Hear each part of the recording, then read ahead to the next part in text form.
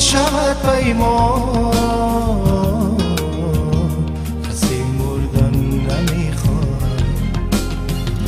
اگر از اهل قرآن است و یا کی نام مسلمان است و یا درویش و سلطان است،